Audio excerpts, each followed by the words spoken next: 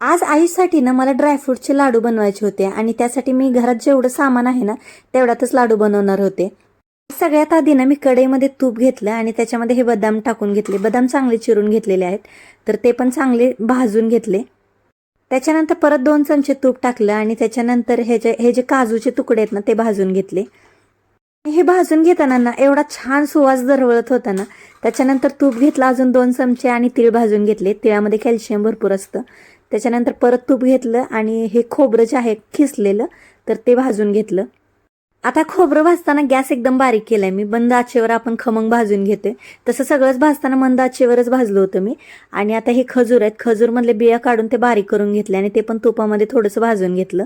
नंतर तूप टाकून खसखस भाजून घेतली, शेवटी माझ्या लक्षात आलं होतं ते। आणि आता हे खजूर जे आहे ना त्याच्यामध्ये सगळे ड्रायफ्रुट्स मिक्स करून घेतले।